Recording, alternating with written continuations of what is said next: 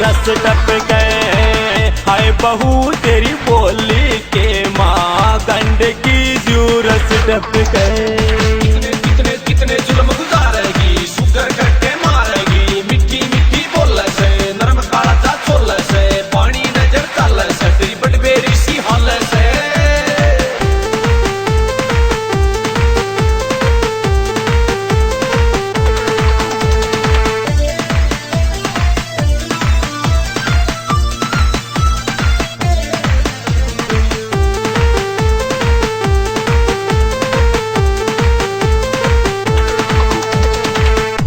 घर खा पानी ने चाली कटा रूप का चाड़ा रे।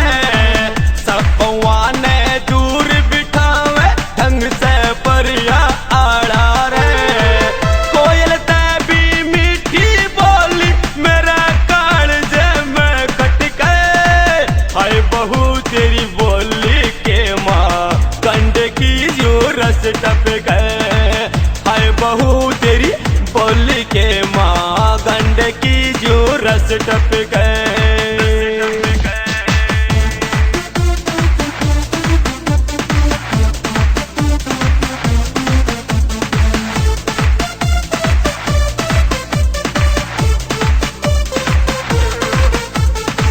जवानी के माचूर होई उम्र तेरी या 17 से। 300 वोल्ट का करंट मारती जान जान का खतरा से। केले की जूलर पड़े जो बन टाटा के पटके। हाय बहू तेरी बोली के माँ गंडकी जो रस टपके। हाय बहू तेरी बोली के माँ गंडकी जो रस टपके। लबरू भी घायल हो गया रियो, अपना आपा खो गया री। बैठा रहियो तेरी बाट में, तने गाल दिया कदी घाट में। तेरे इसका रोगी से बना तेरे एक जोगी से, जोगी से, जोगी से, जोगी से।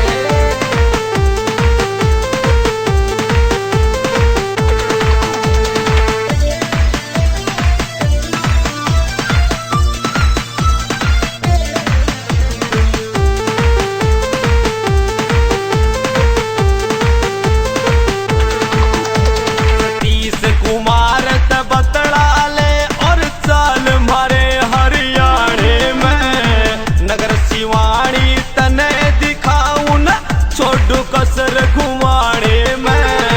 सुबह दीवाना पाछे पड़ रहा सब तनारी से छटके।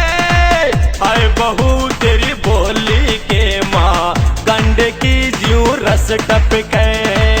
हाय बहू तेरी बोली के माँ गंडकी जू रस टपके।